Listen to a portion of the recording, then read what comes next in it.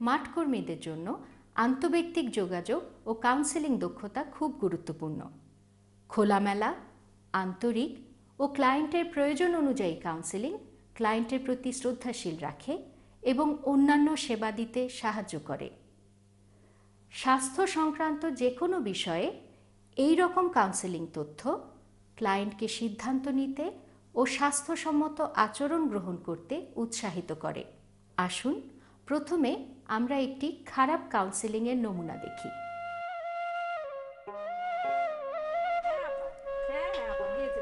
আর বলবেন না, রহিমা ভাবির সাথে তো কোনো কথাই বলা যায় না। জি জি জি, আপা বসেন। হ্যাঁ আচ্ছা, আপনাকে আমি পরে ফোন দেবো। জি জি জি, আপা বসেন। বলেন কি জানতে চান, বলেন কি জানতে চান। আপা, আমি জন্ম নিয়ন্ত্রণ পদ্ধতি সম্পর্কে একটু জানতে চাই। কি জানতে চান? আমার অল্প কিছুদিন হয় বিয়ে হয়েছে, আমরা এখন সন্তান নিতে চাই না। ভালো কথা, দেখেন শ্বশুরবাড়ির লোকদের বোঝাইতে পারেন কিনা। আমি শুনছি এই সব নাকি খুবই ভালো, কোনো ঝামেলা হয় না। আপা, আপনি কি আমার কোনো সাহায্য করতে পারেন? আপনার স্বামী কই? আপনি কি এই পরিবার পরিকল্পনার ব্যাপারে কিছু ভাবছেন, কোনো সিদ্ধান্ত নিছেন? না আপা, কিছু ভাবি নাই, কিন্তু আমার পাশের বাসার ভাবি উনি ইমপ্ল্যান্ট ব্যবহার করে খুবই খুশি। এই ব্যাপারে তো আমি আপনাকে কোনো সাহায্য করতে পারবো না, এর জন্য আপনাকে অন্য কারোর সাথে কথা বলতে হইব। আপা, আর কি কি পদ্ধতি আছে? আপনার তো বয়স কম, ইমপ্ল্যান্টের ঝুঁকি না নিতে চাইলে আপনি খাবার বড়ি খাওয়া শুরু করতে পারেন। আর যখনই বাচ্চা চাইবেন তখনই খাবার বড়ি খাওয়া বন্ধ করে দিলেই হইব, কোনো সমস্যা হইব না। কিন্তু আমি যে শুনছি খাবার বড়ি খাইলে ওজন বাইরে যায়, মাথা ঘোরে। তা একটু হয়, ওজন বাড়ে, মাথা ঘুরে। এই নেন, এইখানে 1 প্যাকেট বড়ি আছে, এখানে সব নিয়ম কানুন লেখা আছে, পড়ে নেবেন। আর কোনো সমস্যা থাকলে আমাকে জানাবেন। হ্যালো, হ্যাঁ জি আপা, জি আমার একটু তাড়া আছে। হ্যাঁ হ্যালো আপা, জি জি আপা, হ্যাঁ হ্যালো আপা, হ্যাঁ জি আপা, জি জি জি, এই তো আসতেছে। এই কাউন্সেলিং অধিবেশনের পর মুনার অনুভূতি কেমন ছিল বলে আপনার মনে হয়? মুনা সন্তুষ্ট কিনা কেমন করে বুঝবেন? মুনা যেভাবে চাচ্ছিল সেভাবে প্রশ্ন করতে পেরেছে কি? সব প্রশ্নের উত্তর কি পাওয়া গেছে? কাউন্সেলরের ব্যক্তিগত কোনো মতামত বা ধারণা কি এই অধিবেশনে এসেছে? কাউন্সেলর কিভাবে মুনাকে আরও স্বস্তি দিতে পারতেন? আপনি নিশ্চয়ই খেয়াল করেছেন এই কাউন্সেলিং সেশনে অনেক ভুল ছিল। পরেরটি একটি ভালো কাউন্সেলিং সেশনের দৃশ্য। কাউন্সেলিংয়ের 6টি ধাপ লক্ষ্য করুন। যে বিষয়ে আপনি ক্লায়েন্টের সাথে কাউন্সেলিং করেন না কেন, এই পদ্ধতি বা পদক্ষেপ একই থাকবে। ক্লায়েন্টের সাথে কুশল বিনিময় করুন যাতে তিনি আপনার সাথে কথা বলতে সংকোচ না করেন। কুশল বিনিময়ে ক্লায়েন্টের সাথে আন্তরিক সম্পর্ক ও আস্থা গড়ে ওঠে। কুশল বিনিময়।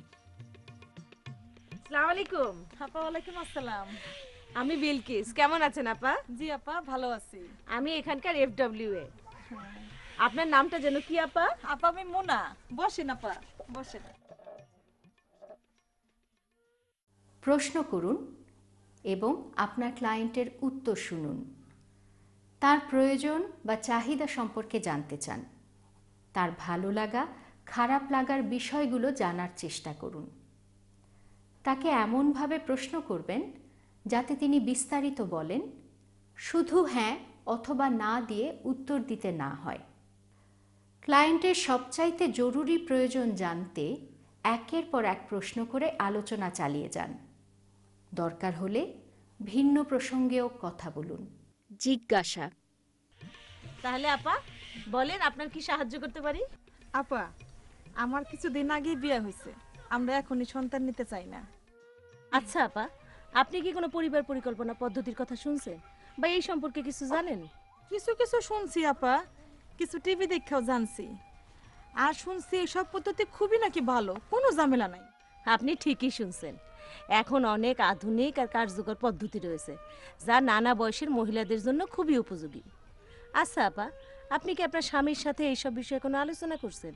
আপনারা কবে বাচ্চা নিতে চান, কয়টা বাচ্চা নিতে চান, এই বিষয়ে কথা বলছেন?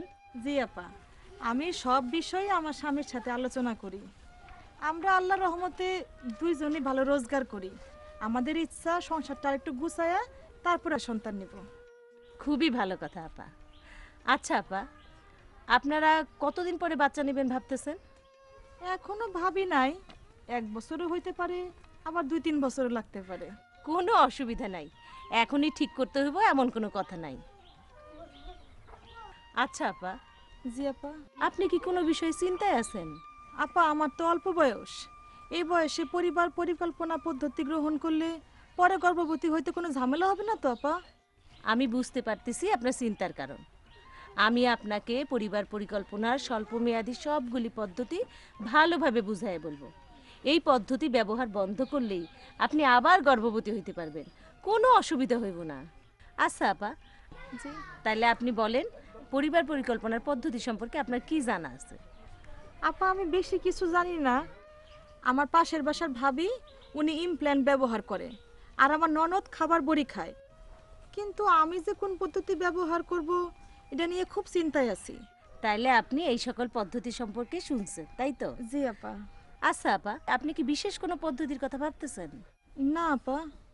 আপনার ক্লায়েন্টকে প্রয়োজনীয় তথ্য সহজ ভাষায় জানান, যাতে তিনি সেসব বুঝতে পারেন। তথ্যগুলো ক্লায়েন্টের পরিস্থিতি ও অভিজ্ঞতা অনুযায়ী সাজিয়ে বলুন, যাতে তিনি সহজেই তা বুঝতে পারেন। বলা। ঠিক আছে, আমি আপনাকে পরিবার পরিকল্পনার সবগুলি পদ্ধতি যেগুলি এখানে পাওয়া যায় বিস্তারিতভাবে খুলে বলবো। আর আপা, একটা কথা, সব পদ্ধতি সব মহিলার জন্য কার্যকর নাও হইতে পারে। আপনাকে আমি সব কিছু বিস্তারিত বলবো, জি। আর আপনি মাঝে মাঝে প্রশ্ন করবেন। তাইলে আপনি বুঝতে পারবেন কোন পদ্ধতি আপনার জন্য ঠিক হইব। ঠিক আছে ভাবি? ঠিক আছে আপা। ক্লায়েন্টকে তার পছন্দ বুঝতে সাহায্য করুন। তাদের পরিস্থিতি অনুযায়ী সবচেয়ে কার্যকর পদ্ধতি বেছে নিতে সাহায্য করুন। সহায়তা। এতক্ষণ তো আপনাদেরকে সব কিছু খুলে বললাম, কোনো সমস্যা আছে কিনা সেগুলিও আপনাকে বললাম। জি। এখন সব শুনে আপনার কি মনে হইতেছে, কোন পদ্ধতি আপনার জন্য ভালো হইব? আপা, আপনি তো আমার এতক্ষণ অনেকগুলো পদ্ধতি নিয়ে আলোচনা করলেন। আপনার এসব কথা শুনে আমার মনে হইলো আমার জন্য খাবার বড়িটাই ঠিক হবে। ঠিক আছে ভাবি, আপা, আমি কবে থেকে খাবার বড়ি শুরু করব? আপনি এখন থেকেই খাবার বড়ি শুরু করতে পারেন। আপনার ক্লায়েন্ট তার সিদ্ধান্ত নিতে যেসব ধাপ অনুসরণ করতে পারেন তা ব্যাখ্যা করুন। সেই সিদ্ধান্ত অনুযায়ী কাজ করতে যেসব বাধা আসতে পারে তা নিয়ে তার সাথে আলোচনা করুন এবং তা কাটিয়ে ওঠার উপায় আলোচনা করুন। ব্যাখ্যা। আর একটা কথা, আপনি প্রতিদিন 1 গ্লাস পানি দিয়ে একটা করে বড়ি খাবেন, আর চেষ্টা করবেন প্রতিদিন একই সময় বড়ি খাইতে। তাইলে আপনার বড়ি খাওয়া মনে রাখা সহজ হবে। আর এই ব্যাপারে আপনি আপনার স্বামীর সাহায্য নিতে পারেন। উনি আপনাকে আপনি বড়ি খাইছেন কিনা সেটা মনে করায় দিবে, কখন খাইছেন সেটা জিজ্ঞেস করবে। তাইলে এইভাবে আপনারা সংসারে দায়িত্ব ভাগাভাগি করে নিতে পারেন। হ্যাঁ, ঠিক আছে আপা, আমি খাবার বড়ি খাইতে ভুলবো না আপা, সঠিক সময়ে খাবো। আর কিছু জানার আছে আপনার? জি না আপা। ক্লায়েন্টকে আপনার কাছে বা অন্য কোনো স্বাস্থ্যকেন্দ্রে আবার যেতে উৎসাহিত করুন। সে যাওয়া হতে পারে আরও তথ্যের জন্য ও ফলো আপ বা জন্ম নিয়ন্ত্রণ পদ্ধতি সংগ্রহের জন্য। আবার আসা। পরে কোনো কিছু জানতে চাইলে আপনি সোজা কমিউনিটি ক্লিনিকে আমার কাছে চলে আসবেন। আর এমনিতেই আপনার সাথে আমার 2 মাস পরে দেখা হওয়া উচিত। আপনার বেছে নেওয়া পদ্ধতি কেমন কাজ করতেছে, কোনো সমস্যা আছে কিনা, এসব বিষয়ে আলোচনা করতে হবে। আমি আপনাকে কাগজে লিখে দিয়ে যাচ্ছি, পরে আপনি আমার সাথে কবে কখন কোথায় দেখা করবেন সব লিখে দিছি, আপনার মনে রাখতে সুবিধা হবে। মুনার অনুভূতি কেমন ছিল বলে আপনার মনে হয়? মুনা সন্তুষ্ট কিনা কেমন করে বুঝবেন? মুনা যেমন করে চাইছিল তেমন করে প্রশ্ন করতে পেরেছে কি? সব প্রশ্নের উত্তর কি পাওয়া গেছে? স্বাস্থ্যকর্মীর ব্যক্তিগত কোনো বিশ্বাস বা ধারণা কি এই অধিবেশনে প্রভাব ফেলেছে? বিলকিসের কোন আচরণ মুনাকে সহযোগিতা করতে সাহায্য করেছে? ভালো কাউন্সেলিংয়ের গুণাবলী কি কি? এবার আরেকটি উদাহরণ দেখুন। যে বিষয় নিয়েই আলোচনা করেন না কেন, আগের 6টি পদক্ষেপ ব্যবহার করতে ভুলবেন না। কুশল বিনিময়। কেমন আছেন শামিমা? এই যাবা ভালো আছি। বাহ, রাশিদা তো মাত্র 2 মাসে অনেক বড় হয়ে গেছে। ও তো বেশ আছে। না আফা, ওরে নিয়ে যে কি ভয় আছি, কিচ্ছু খাইতে চায় না, শক্ত খাবার তো খাওয়ানোই যায় না। এই বয়সের বাচ্চাদের এইরকম একটু আধটু হয়। জিজ্ঞাসা। আসেন দুইজনে মিলে চেষ্টা করে দেখি। আচ্ছা বলেন তো, ওরে প্রতিদিন কি কি খাওয়ান আর কতক্ষণ পর পর খাওয়ান? যখন খাই তখনও খাওয়াই, এছাড়াও আরে বাড়তি খাবারও দেই, কিন্তু সব সময় খাইতে চায় না। ক্ষুধা থাকলেও মুখ সরাইয়া নেয়। আচ্ছা, আজকে কি রান্না করছেন? আজকে তো আফা ভাত, মাছ আর শাক করছি। বলা। সবগুলোই তো স্বাস্থ্যকর আর পুষ্টিকর খাবার, সবার জন্যই। এটা তো রাশিদার জন্যও ভালো খাবার। একটা থালায় খাবার নিয়ে আসেন, আর ততক্ষণে আমি সাবান দিয়ে ভালো করে হাত ধুয়ে আসি। আপনিও তো সাবান দিয়ে ভালো করে হাত ধুয়ে ওরে খাওয়ান, তাই না? না হলে কিন্তু হাতের জীবাণুতে ওর পেটের অসুখ করবে। যে আপা অবশ্যই। খাবারগুলো ছোট ছোট টুকরা করে মেশাই, যেন খাবারের স্বাদটা বাড়ে। জি আছে। এইবার রাশিদাকে আপনার মুখোমুখি বসান, ও আচ্ছা। যেন ও আপনার হাসি মুখটা দেখতে পায়। আচ্ছা ঠিক আছে। তাতে ওর খাবারের আগ্রহটা বাড়বে। আচ্ছা এই যে বাবু। ও মাম্মা মাম্মা। সহায়তা। এবার আঙ্গুলে করে একটুখানি খাবার ওর মুখের সামনে ধরি, যেন ও দেখতে পায় ও কি খাচ্ছে। ও তো আপা খাইতেছে। হ্যাঁ, আপনিও তো খাওয়াইতে পারতেছেন। আগে তো আমি পাশাপাশি বসায় খাওয়াইতাম, এই জন্যই মনে হয় খাইতো না। না, মুখোমুখি বসালে ও আপনার হাসি মুখটা দেখতে পায়, তাতে ওর খাবারের আগ্রহটা বাড়ে। হাফা তাই তো দেখতেছি। এই যে। দেখেছেন, ও তো নিজে নিজেই খাচ্ছে এখন। আপনি এত ভালো করে বুঝাই দিলেন আপা। ব্যাখ্যা। এইবার আসেন আমরা দুজনে মিলে একটু আলোচনা করি ওর পুষ্টিকর খাবার নিয়ে।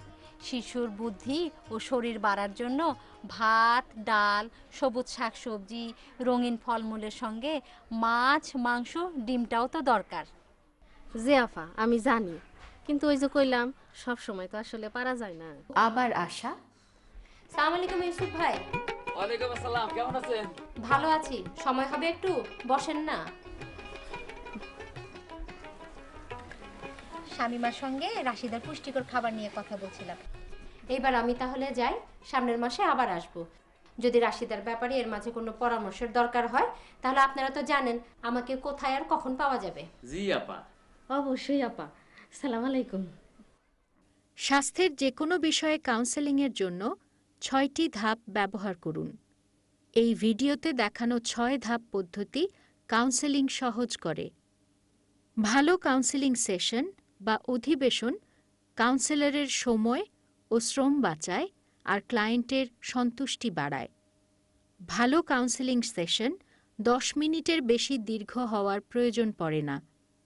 ভালো কাউন্সেলিং ক্লায়েন্টকে অনেক বেশি খুশি করে এবং আপনার সাথে ক্লায়েন্টের সম্পর্ক বা যোগাযোগ ভালো হয় এবং ক্লায়েন্ট খুশি হয়।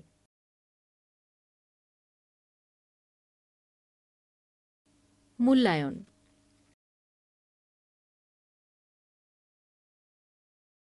কুশল বিনিময়। ক। শামিমা কেমন আছেন? আবার দেখা হইলো। জি আপা। খ। বলেন তো। আচ্ছা আচ্ছা, হ্যাঁ হ্যাঁ হ্যাঁ। আপা সালাম আলাইকুম, কেমন আছেন? ওয়ালাইকুম সালাম। জিজ্ঞাসা। ক। বসেন বসেন আপা। তাইলে আপা আজকে আমি আপনার কি সাহায্য করতে পারি? খ। কি জানতে চান? বলা। ক। আপনার একটা মেয়ে আছে, কোনো ছেলে নাই, তাইলে আপনি স্বল্প মেয়াদী পদ্ধতি খাবার বড়ি ব্যবহার করতে পারেন।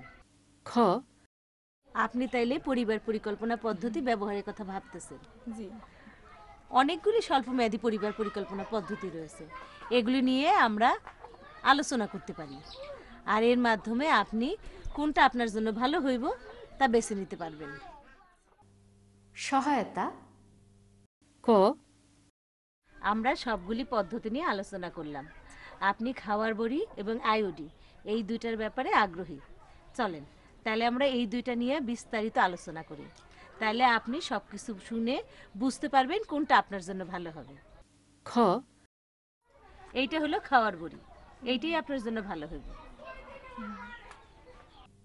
ব্যাখ্যা। ক। এই হচ্ছে খাবার বড়ি, আর এই হচ্ছে খাবার বড়ির গাইড। কিভাবে খেতে হবে সব এখানে লেখা আছে। খ আর আপা, আপনি তাহলে খাবার বড়ি বেছে নিলেন। এই খাবার বড়ি কিভাবে খাইতে হবে, এই খাবার বড়ি খাইতে ভুলে গেলে কি করতে হবে, এটা খাইলে কোনো সমস্যা হবে কিনা, চলেন তাহলে এগুলি নিয়ে আমরা এখন আলোচনা করি। ও আবার আশা, ক এই কাগজে পরে আপনি আমার সাথে কবে, কখন, কোথায় দেখা করবেন সব লিখে দিছি, আপনার মনে রাখতে সুবিধা হবে। খ সমস্যা হলে আপনি আমার সাথে দেখা করবেন।